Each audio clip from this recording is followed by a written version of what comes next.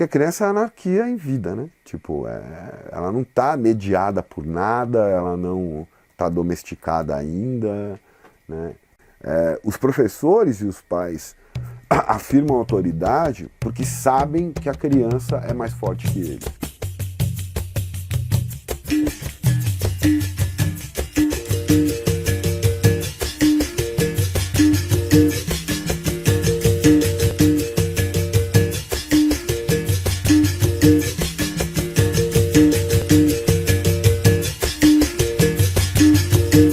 Os movimentos de contestação que vão entrar em designações mais amplas, tipo movimentos antissistêmicos, movimentos anticapitalistas, eles começam a se interessar pelo anarquismo ou a tentar replicar práticas do anarquismo, tipo não ter líder, horizontalidade, né? Tem até a treta famosa do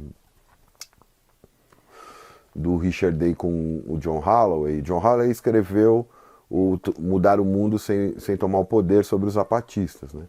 E o Richard Day, que é um anarquista canadense e tal, escreveu para ele, ó, filho, isso aí já foi inventado há muito tempo, mudar o mundo sem tomar o poder é coisa de anarquista, né?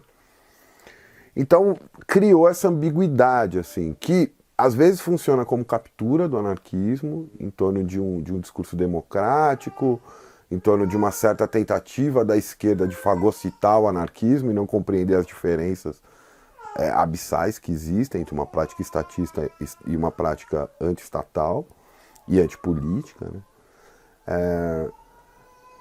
Mas de outro também funciona por um maior interesse, assim, sabe? Eu acho que a gente tem experiências, digamos assim, novas. Você tem ocupações, movimentos de rua, muita produção intelectual. A própria universidade, eu acho que é uma prova disso, né? A experiência brasileira é muito interessante, né?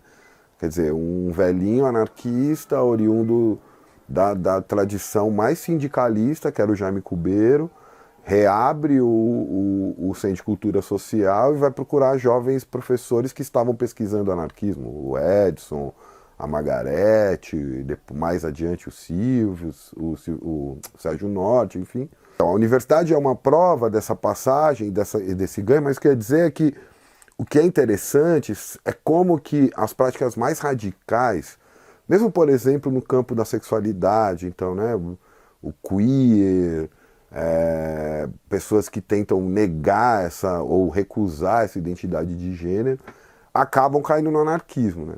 E as táticas de ação direta em manifestação, desde tática black bloc até todo tipo de sabotagem e tal. Eu acho que o que sustenta isso são os espaços e a longevidade desses espaços. Espaço físico, né, como centros de cultura, ocupações e tal, e espaços que não são necessariamente físicos, né, tipo a Soma, tipo a gente lá no Sol, na PUC. Não é fácil você sustentar por 10, 20, 30 anos uma filiação com o anarquismo, né? Tipo, porque não é isso que as pessoas esperam, né? Porque essa ambiguidade de interesse por captura ou de interesse com expansão tem a ver também muitas vezes com uma certa subestimação que as outras forças políticas têm em relação a nós, sabe? Tipo, não, isso aí é coisa de moleque, vai passar, tal, e depois todo mundo vira certinho. E aí, quando não passa, mesmo que não seja, digamos, o estilo de anarquismo que me agrada ou que me interessa, eu respeito muito por causa disso, sabe? Porque eu sei da onde eu me formei, né, com o Sol, com uma série de outras coisas, que não é fácil sustentar, né, dentro de uma universidade, ou como, né, o seu meio de vida propriamente dito, e ter essa pecha, embora seja muito diferente do século XIX, né, ter essa pecha de anarquista, as pessoas sempre esperam que você vai surtar, que você vai fazer alguma coisa inesperada, que eu acho até, eu gosto, entendeu? Tipo, eu gosto de manter essa suspeita nas pessoas. Há uma tentativa de transformar o anarquismo numa espécie de identidade política, entendeu?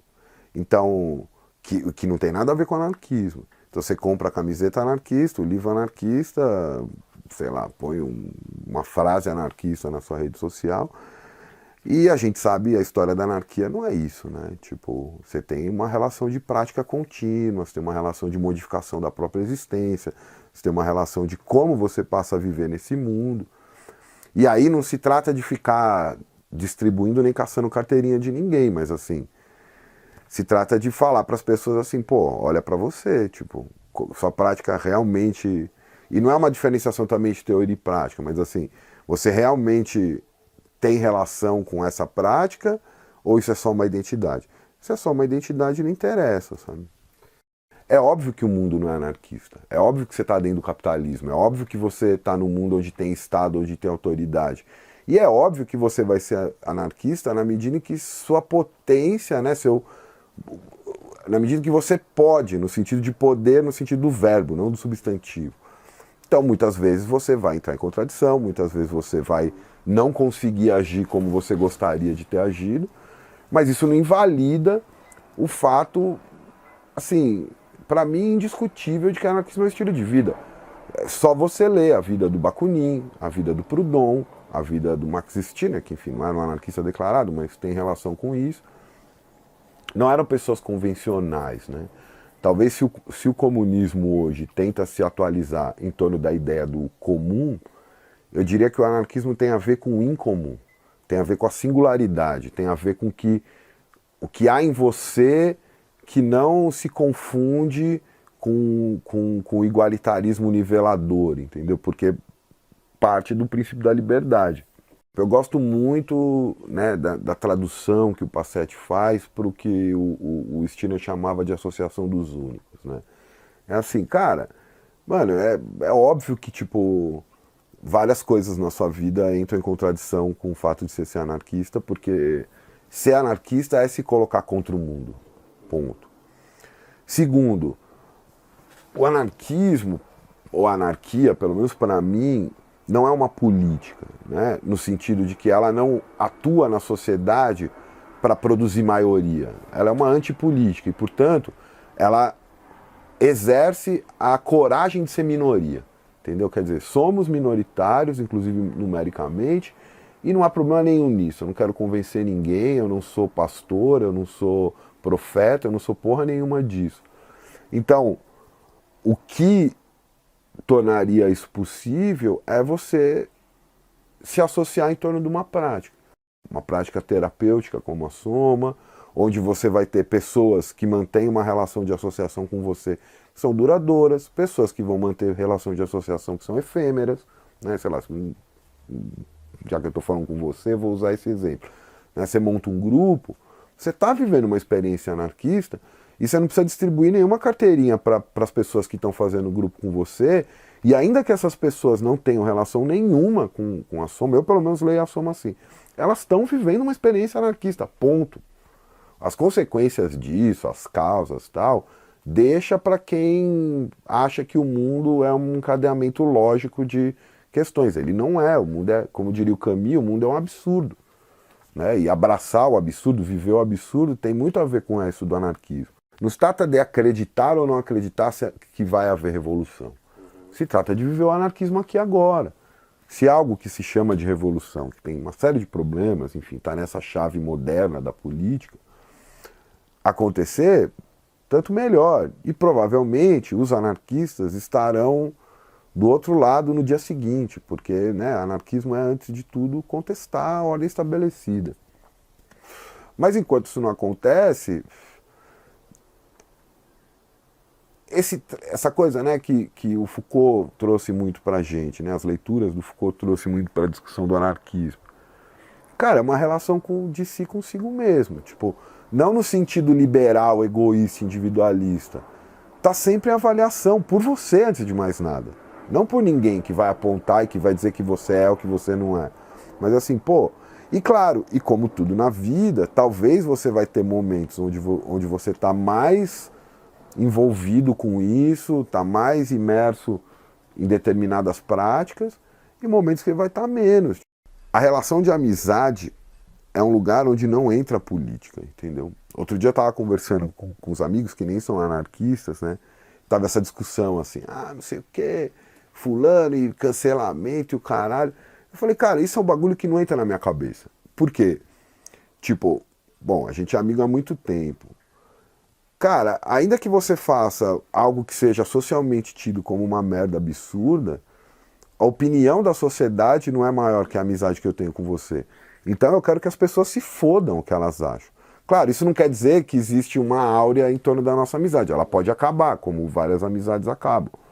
Mas ela nunca vai acabar porque alguém disse que alguma coisa deveria ser feita, sabe? Tipo, ou que alguém cobrou um posicionamento. Você vai te catar, nunca te vi, nunca entrou na minha casa, nunca comeu comigo, nunca bebeu comigo. Vai dizer de gente que comeu e bebeu comigo. E isso é anarquista, penso eu, na medida em que não sobrepõe a experiência ética de uma amizade, ou não submete a experiência ética de uma amizade ao juízo de ninguém, entendeu? De ninguém, de nenhuma autoridade coletiva, individual ou mesmo moral, sabe? Que seja a autoridade moral do anarquismo verdadeiro, sabe? Vai te catar, mano. Tipo, vai caçar o que fazer, não tem nada, não te devo nada. Eu gosto muito da fórmula final do Homem Revoltado do Camus. Eu me revolto, logo existimos. Ele subverte o cogito cartesiano para dizer assim, a revolta ela é uma recusa individual, mas que produz uma associação, né? E que pode, enfim, por, digamos assim, uma cadeia de associação federada, como diria o Proudhon, produzir uma revolução. O Proudhon mesmo era, digamos, um antirrevolucionário. Antirrevolucionário em que sentido? Eu gosto da imagem que ele usa. Ele fala, eu prefiro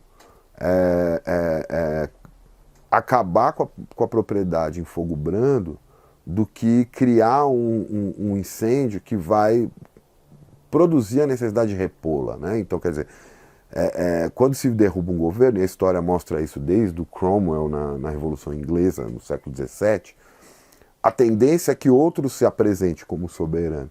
Então tem um problema, digamos, até de lógica na Revolução, que é esse coup de main, esse golpe no Estado, seja para ocupá-lo, como fizeram os bolcheviques, seja para simplesmente aboli-lo, cria uma espécie de vazio que é preenchido, e muitas vezes preenchido por algo pior do que foi derrubado. Então acho que tem um problema aí de saída na Revolução, que a revolta pressupõe uma atitude que não vai se domesticar por esse novo ordenamento.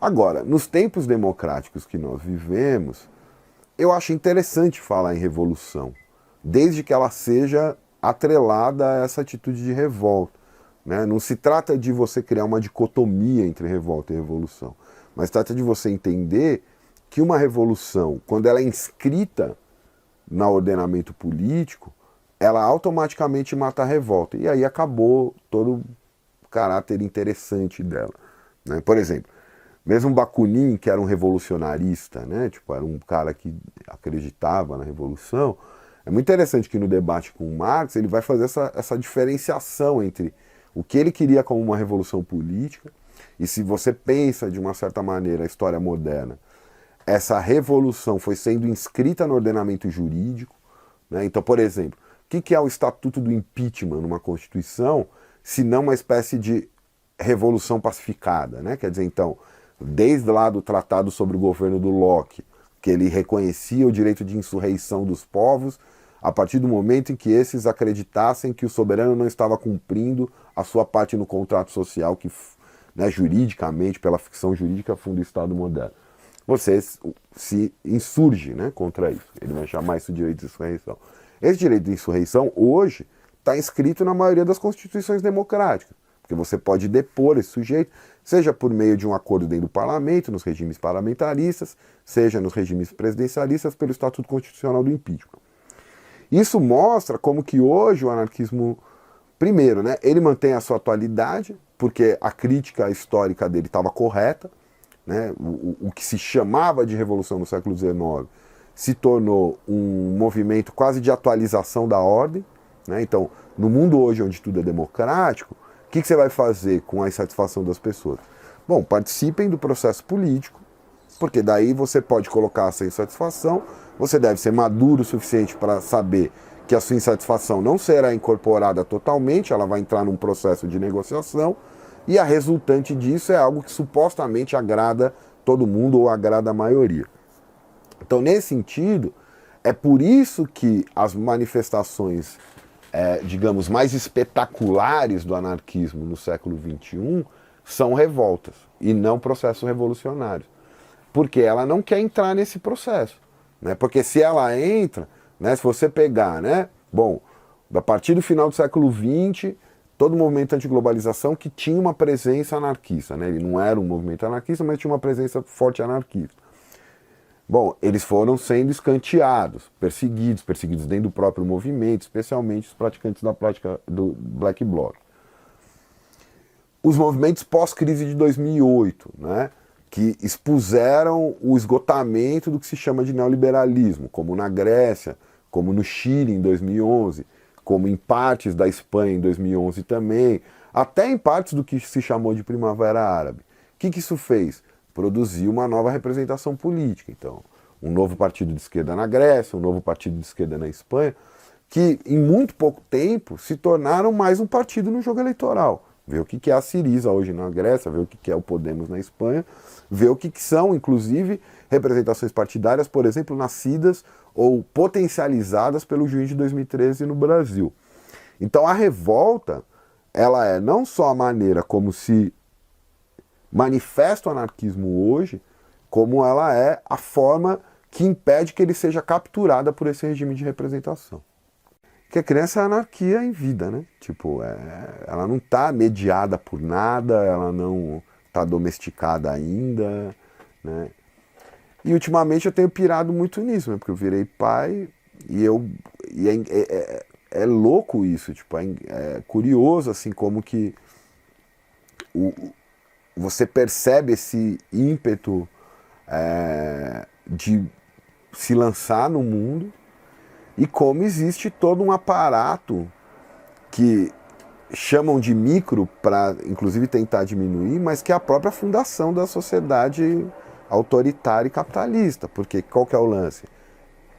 Tolir a criança, tipo, fazer com que ela, tipo, tenha limites, fazer com que ela, né, não ultrapasse o que a sociedade, os pais, tal, classifiquem como aceitável. Eu tenho tentado praticar a coisa da educação integral do Bakunin, que é tipo, eu não vou fingir para ele que eu não sou uma autoridade, entendeu? Porque inclusive ele tem que saber enfrentar essa autoridade, ele tem que saber, tipo, né, ir contra essa autoridade, porque eu acho que uma das técnicas do democratismo que a gente vive hoje é tentar disfarçar relações hierárquicas centralizadas por meio de uma certa participação, tal, e fazer as pessoas acreditarem que não existe uma decisão centralizada acontecendo ali.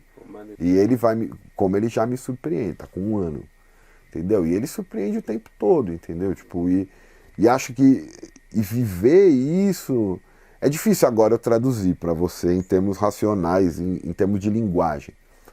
Mas talvez o mais próximo que eu consiga de traduzir é que assim, tipo, eu tô vivendo isso de uma maneira anarquista. E não, tipo, lendo livrinho de pedagogia libertária para aplicar no meu filho. Muito pelo contrário, tipo, deixando com que ele me surpreenda, porque a potência dele é muito maior do que o poder, né? Essa coisa, é uma coisa do Stirner que eu gosto muito, que ele fala no Falso Princípio da Nossa Educação, né? Os professores e os pais afirmam autoridade porque sabem que a criança é mais forte que eles. Não, cara, eu acho que quem sintetizou melhor de tudo foi o Bakunin, né? Tipo, quando ele se opõe à concepção lockeana de liberdade, né? A minha liberdade termina onde começa do outro, ele vai dizer, ó, não, a minha liberdade se potencializa no outro. Então, até trazendo porque eu tava falando, né, na relação com o filho, tipo, eu não tô fazendo nada por ele, ele tá potencializando a minha liberdade, né? Tipo, é uma relação de mão dupla, tipo, não tem assim, eu vou conceder, eu vou ensinar ele a ser livre, não tem essa pretensão. E acho que isso tem a ver, por exemplo, com essa associação contemporânea que a gente faz lá no Sol, entre a anarquia e o abolicionismo penal, sabe? Hoje em dia você tem uma vasta produção crítica da prisão, né? Mas não dessa prática do juízo, né? Dessa cultura do castigo, como a gente fala lá. Que ela antecede a prisão, ela antecede o direito penal, ela antecede a própria relação com a institucionalidade disso, né? Tem a ver com como você constrói relações várias, e só na relação, só na associação isso vai existir, não é uma coisa, não é uma iluminação que você tem como se fosse uma conversão religiosa, é que você produz essa liberdade. Por quê? Porque essa liberdade, ela não é absoluta. Então ela vai ser contestada, ela vai sofrer oposição, ela pode se associar a partir de determinadas situações, ela pode não se associar a partir de outras situações. O neoliberalismo mudou a concepção de liberdade. Porque a liberdade do neoliberalismo é uma liberdade do empreendedorismo de si, né? Quer dizer, de um tipo de relação consigo mesmo que é em si mesmada, quer dizer, que não está associada, que não tem exterioridade, que não tem outro, não tem fora, com uma conduta política e, portanto, cidadã policial, né? Então você está ali em nome da garantia da sua liberdadezinha, vigiando todo mundo em volta, porque todo mundo é uma potencial ameaça à sua vidinha burguesa, na sua família, na sua casinha, com a sua esposa, com o seu filhinho e tudo mais. E é uma liberdade que se traduz como segurança. Porque eu só me sinto livre na medida que eu estou seguro, né? E a concepção de liberdade anarquista é o risco, né? Não é o risco liberal, né, da Bolsa de Valores, mas é o risco no sentido assim, bom, eu vou experimentar essa relação com João, por exemplo, e eu não sei o que vai acontecer. A gente pode, né, tretar, a gente pode se estranhar, né, que nem cachorro, que nem gato, né, que vai, se encontra, se cheira e tipo, ou não, né, se encontra, se cheira e sai andando junto. Né? Então tem essa coisa selvagem, animal, né, do humano, que, por exemplo, né, hoje faz com que talvez uma outra manifestação interessante do anarquismo contemporâneo seja essa aproximação entre a crítica ao Estado e aos povos originários, selvagens, sei lá, cada um chama de um jeito, mas que aí, então, tem a ver com isso, tem a ver com assim, liberdade não é algo que você compra no mercado e bota dentro de um cofre e põe 3 seguranças para proteger. Né? Ela não só é uma coisa que você constrói, como é algo que você... É até bom, né, para deixar mais claro isso. Não é algo que você conquista no sentido de que você tem e aí acabou. Não, é algo que está toda hora em jogo. E em jogo com quem? Com o outro. Né? Então só existe liberdade associada. Não existe liberdade... Quer dizer, existe. A liberdade em si mesmada é a liberdade do neoliberalismo, que é do cidadão polícia, do empreendedor de si e do sujeito que quer estar securitizado e segurado. Né? Segurado, que eu gosto, como eu discuto, pesquiso muito segurança, eu gosto de lembrar sempre, segurança não é só repressão, segurança é previdência, segurança é dinheiro no bolso, para saber que daqui 10 anos você vai estar bem também. E isso é o que faz com que o mais importante na crítica anarquista contemporânea seja entender, como disse o Laboissy lá no século XVI, por que as pessoas aceitam ser governadas. E não porque alguém governa. Porque que um malandro queira mandar em todo mundo é fácil de entender. É óbvio, quem não quer? Bonitão, comendo bem, viajando cheio de dinheiro na boa. Claro que o cara quer. Você entende? Esse desejo é mais fácil de entender. O desejo mais enigmático para um anarquista hoje é como que o sujeito, em condições absolutamente adversas, continua obedecendo. Tipo, eu acho que é uma questão que os anarquistas se colocam e colocam para as pessoas e que ela não deve ser respondida. Porque ela tem que causar essa revolta, né, mano? Tipo, porra, como que se obedece ainda? Para um anarquista, o cerne da questão tá aí, mano. Pô, como assim você continua obedecendo, cara? É, relação de pastorado, né? Uhum. Não é à toa que o sucesso dos pastores é evidente, né? Dos pastores mesmo, né? Dos pastores evangélicos. Por quê? A gente está num mundo cheio de pastores laicos, né? Políticos, coaches, motivacionais, a porra do caralho. A esperança e a felicidade são dois grandes dispositivos de governo. Entendeu? Porque em nome de ser feliz, o cara aceita tudo. Em nome de ter esperança, ele aceita tudo. Né? E para voltar no tema da revolta, né? A revolta é justamente o momento em que você fala, não, eu recuso, eu não quero. Eu banco uma situação mais complicada em nome de poder viver os próprios riscos e não estar à mercê do risco dos outros. Né? Então, o que levaria a dizer que o problema não são... Não é que não é o problema, eles são os problemas também, mas o problema maior não são os pastores, são as ovelhas. Entendeu? Tipo, porque assim, como que você tem um mundo assim, cheio de ovelha? De ovelha para tudo quanto é gosto. Empresarial, coach motivacional, práticas sexuais, Jesus, partido político, a porra que for. Enfim, o anarquismo é a antítese disso, né? Tipo, acho que mesmo os anarquistas mais clássicos, revolucionários, salvo um engano ou um viés muito enviesado, mas de uma leitura muito enviesada da minha parte, eu não lembro nem do Bakunin, nem do Proudhon, nem de nenhum autor anarquista clássico oferecer felicidade para ninguém, entendeu? Nunca ofereceu. Né? As lutas operárias que marcaram o final do século XIX, né? Que mudaram o mundo do trabalho. As pessoas esquecem isso também, né? Porque gosta muito de dizer assim, o anarquismo nunca produziu nada. Não produziu caralho. Não produziu caralho. Tipo, se você pegar então o que aconteceu com o mundo do trabalho a partir do que foi organização sindicais anarquistas e o que o mundo do trabalho virou depois, em resposta a isso, tentando conter isso, você vai encontrar um monte de coisa. A própria jornada de 8 horas. Se você pensa a entrada do anarquismo na revolta revolucionária dos costumes dos anos 60. O que você tem? Corporação, você pegar a educação, né? O exemplo mais evidente, mais simples de se dar, né? Enquanto o mundo separava as salas de aula entre homens e mulheres, entre meninos e meninas, os anarquistas já praticavam sala mista lá na La Ruche, do Sébastien Feu, nos orfanatos, tipo Saint-Puy, que já lidavam com essas questões das crianças. E, claro, o anarquista hoje, o anarquismo, vamos chamar genericamente da anarquia contemporânea, ela tem que estar atento não para esse processo de inovação, mas para o processo de invenção de prática.